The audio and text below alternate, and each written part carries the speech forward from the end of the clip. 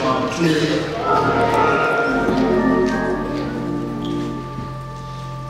It was placed on me to deal with part of Paul's journey to Rome. So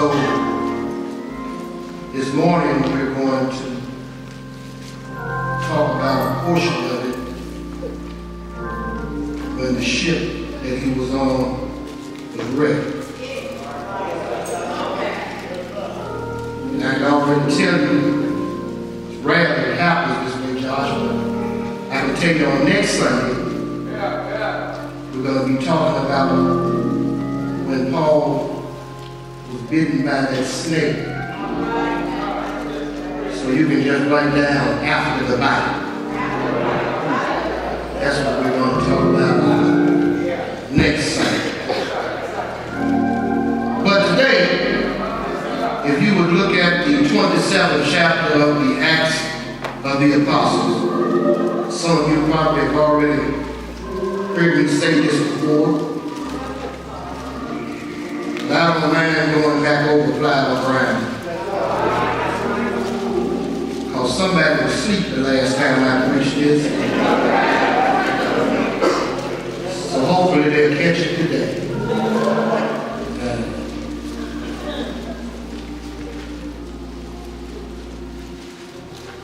Chapter 27, Acts of the Apostles.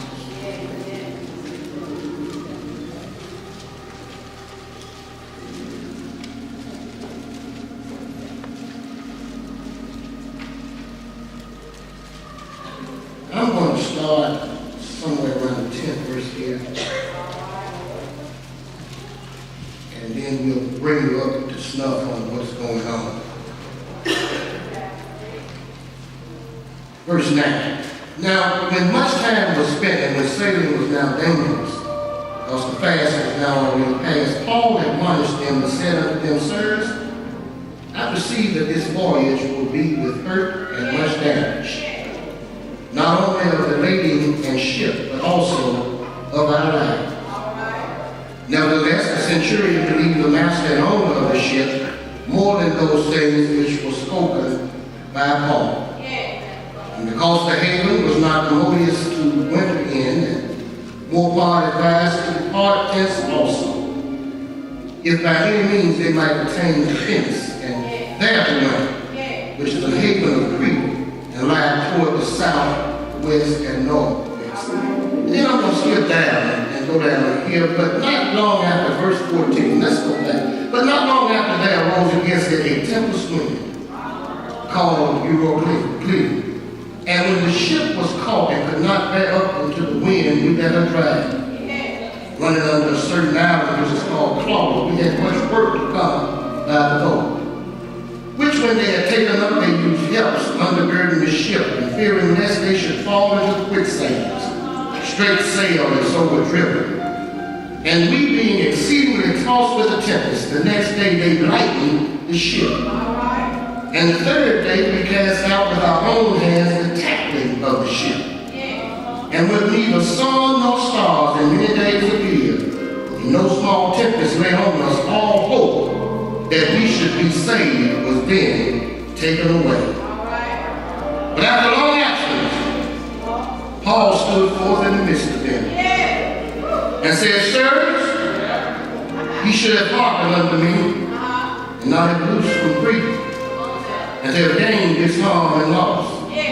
And now I exhort you to be of good cheer, for there shall be no loss of any man's life among you, but of the ship. For there stood by me this night the angel of God, whose I serve, who I am and whom I serve, saying, Fear not, Paul, thou must be brought before Caesar.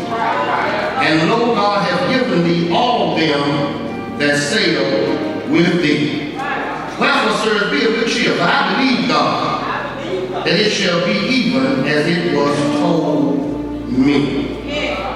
Now, there's another verse that I want to read. And I want to read this, and this is where we will gain our thought.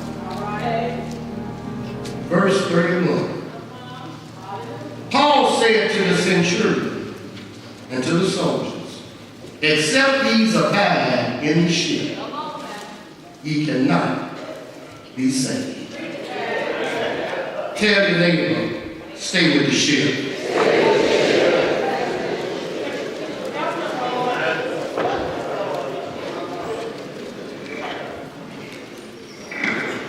What we have to understand here is that Paul has told them that no man's life would be lost. But Jackie, if you remember, I read it, it said no man's life would be lost, but the ship would. And you say, well then why would Paul say close to the end of this to stay with the ship? And we're going to discover that when it said that the ship would be lost, the Lord was talking about the boat. But the real ship was the men together. There's a difference between a house and a home. Y'all see where I'm headed with this? You can lose a house, but you can't lose a home. I have a problem with those commercials that people have about home builders. No, if you're in construction, you can't build a home, you can build a house. It takes God to build a home. What they're trying to do is give you the illusion that if the structure looks sound, that if the structure is attractive, in some kind of magical way, that once you move in it, it will create a home atmosphere. But there are some people living in some heavenly homes and the house is full of hell. Wish I had a witness here. They are there, it's a beautiful place, but they're not comfortable in it.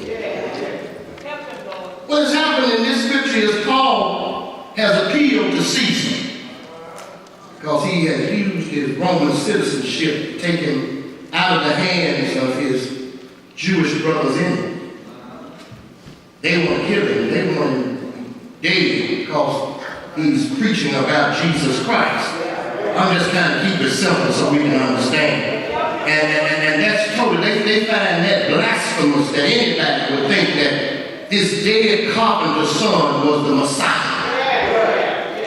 And even that, they feel like Paul has been some kind of way bewitched because he's a member of the Sanhedrin Council. He's the Hebrews Hebrew. And we find this man who was once persecuting and killing Christians, now he's one of the main and chief proponents of Christianity.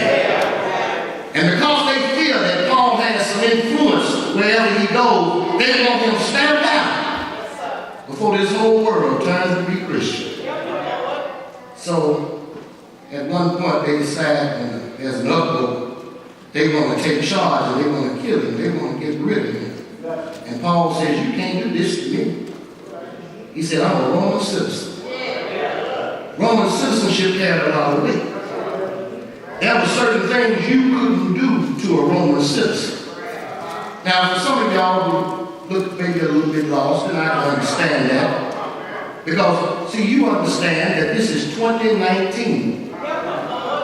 This is the 400th anniversary of slavery in the United States. 400 years ago, in 1619, they brought the first African slaves to this country. But for those of you all who think you're free, let me help you with something. The chain is off, but the collar is still there. Some of the rights that we think we should have are still being denied. These Jews felt like they could deny Paul of his rights, but when he said, I'm a Roman citizen, that means he had the right that anything he was accused of, especially capital crimes, he could appeal to the emperor before they demanded any type of sentence on his life. citizenship, they were scared because anytime you bother a Roman citizen, you put your own life in jeopardy. So, because he has appealed to Rome, he's granted that he goes to Rome to see Caesar. And this ship that he's on is headed toward Italy because he's in charge of the Roman centurion. Just to make a long story short, I'm trying to hurry this up, but Paul is at a place and he's being led by the Spirit of God, and he wants to go to Rome. He wants to preach in Rome. But he tells those who are in charge of the ship, said, listen, this weather is looking bad. In fact, you a school sailor. You know y'all don't sail this time of the year. So why don't we just wait here for a while until the weather gets a little bit better? Why don't we wait till spring? Why don't we wait until there's looking like things won't be so boisterous or whatever? Let's just wait before we sail to Rome. But then, you know, some folk always know more than you. This centurion got another opinion. He told him, said, no, you can go on and sail. Look at this stuff. It's going to be all right. I thought about our president. I know I'm on YouTube, so I said, God bless him.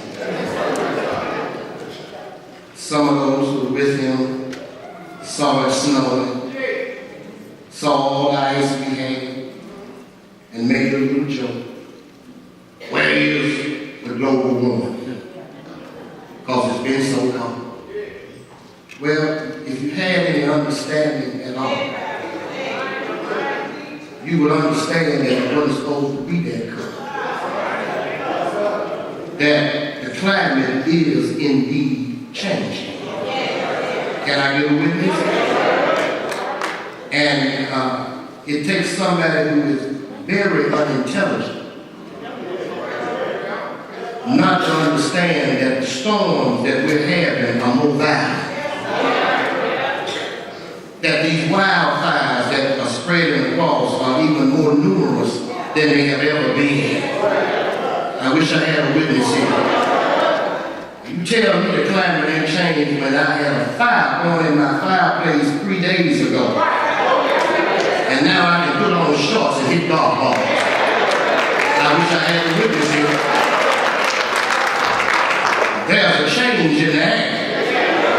And for those of you who are quiet, you changed too. You ain't as young as you used to be. Can I get a witness?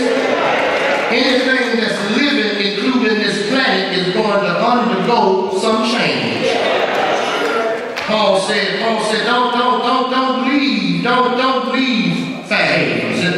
Because the storm is going to be a storm, but I want to tell you something. The Lord has told me that I'm going to get to Rome.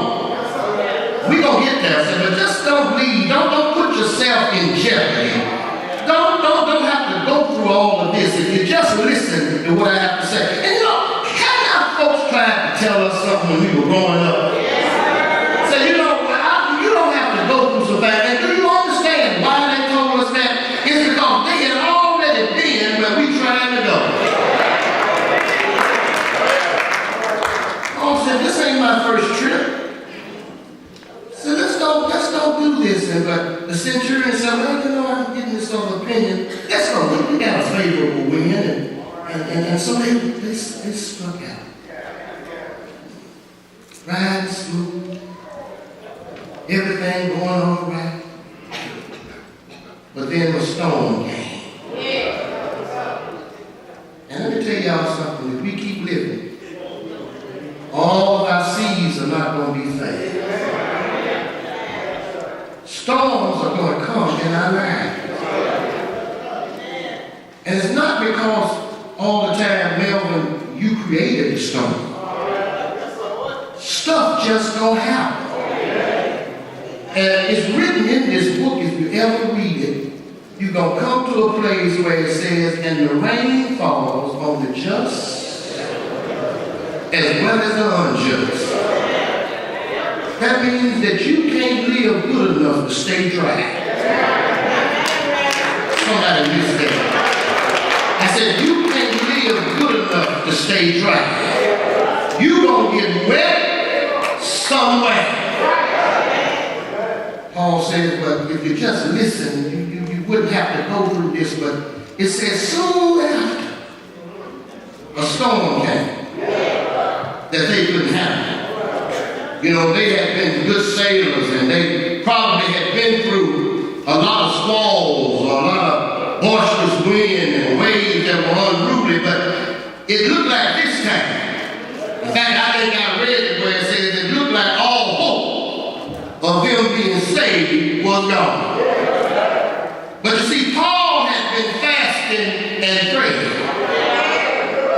And after he finished fasting and praying, he said, fellas, be of good cheer. See, that's why you need to have a leader that don't panic.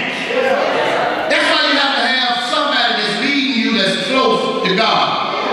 Even in your home, you gotta have somebody there who knows who Jesus is. Because before you panic, you need to hear what the Lord has to say. Somebody can help me here. A whole lot of churches would be better off if you listen to what the Lord has to say. Can I get with this here? Paul said, wait a minute, no. You gonna be all right. Be of good cheer. Said, because this night, an angel came and stood by me and told me, and I'm telling you what he told me, that ain't no life gonna be lost. The ship may be gone, but ain't no life gonna be lost. So be of good cheer. And said, to support his statement, right after Paul made that statement, they saw an island. And 2 weeks they were out. And they rolled up and down the coast. And then around midnight, those on the ship drew near to some kind of country. And they sounded and said it was about 20,000 feet. We can anchor here. And so what they decided to do was put out anchor. They were going to try to stop sailing. They were going to keep the ship from moving until the storm passed over. But when they cast out the anchor, the shipmen that were on the ship, they were about to leave. They were going to let out and get in the boat, and they were going to get out of the ship. But the centurion, Paul said to the centurion soldiers, accept everybody abide in the ship. You cannot be saved. In other words, you can't be divided. We all got to stay together. Somebody better help me here. We can't be divided. If we want to be saved, we got to stay together. Somebody pray with me here. I don't get where you want me to get. I don't get where you get me to. It says that except every man abide in the ship, you can't be saved. It says soldiers cut off the ropes and they won't let the ship fall off. In other words, let the waves carry the ship. And while the day was coming in, Paul said, you better eat your little something. Now that might not mean much to you all. Wait a minute, brother. They in the ship, the storm's still going on. The ship is rocking. They near a strange country. And it's time to eat. Paul said, yeah, it's time to eat. And the reason you need to eat is because you haven't eaten very much in a couple of days. And plus the fact, I done told y'all, this ain't the last meal. Now, if we quit eating, we've already given up. Somebody said, well, what does that mean to us? Some of us get in the midst of trouble. And we quit eating. Wait a minute, no, Reverend, I still have my chicken and my dressing and my, no, I ain't talking about that kind of food. See, you get in the midst of trouble and you quit eating. You listen to folk tell you that God ain't with you. Or you listen to the most ignorant that tell you God is whooping you. And really I say they're most ignorant because ain't nobody in here to stand a whipping from God. And the God I know, before he will whoop me, he will correct me. Are y'all listening to me? See, the book says, thy rod and thy staff, they comfort me. Is that what it says? That means if I'm a sheep that's going astray, the Lord ain't going to use his rod to whip me. Fact of the matter is, he'll use his rod to put me on the right track. Can I get ready with this here? And if I'm upset where I can't get it by myself, the Lord that I know will take me and put me over his shoulder, and bring me back to where I'm supposed to be. And the Lord ain't going to hit me and whip me and put a wound on my head and then put a awl on my head and heal a self-inflicted wound. Ooh, I wish I had some help. He said, y'all need to get something to eat. And therefore they took good cheer that they all took some meat. Yeah. And when they were in the ship, there were 276 folk in the ship. When they decided, they saw a creek. Said, we let the ship go. Maybe the currents will carry us into that creek. And if it drifts gently into that creek, it'll save us and the ship. While trying to get to where they wanted to go. They got a little rock. See, you can't always go where you want to go.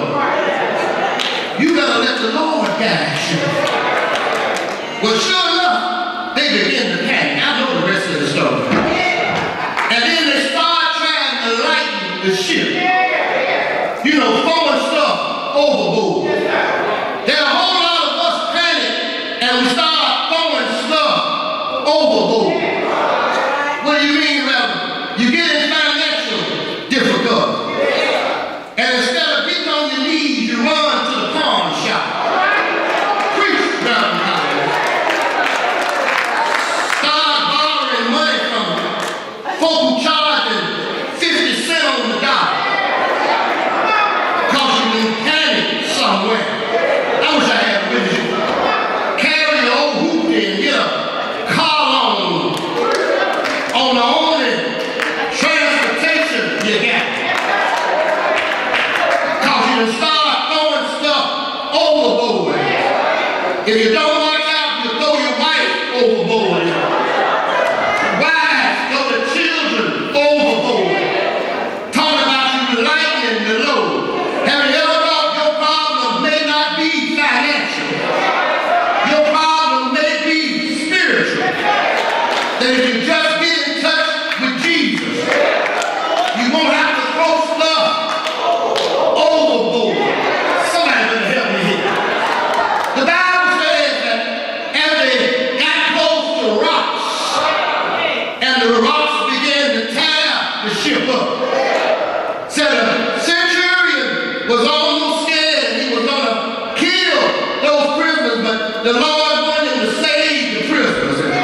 So to make sure that nobody calls, said, don't let anybody jump off the ship. But then the ship got towed up. Somebody better help me here. And then when the ship broke up, it broke up into pieces. And the centurion said, everybody that can swim, you go on and swim. But the one who could not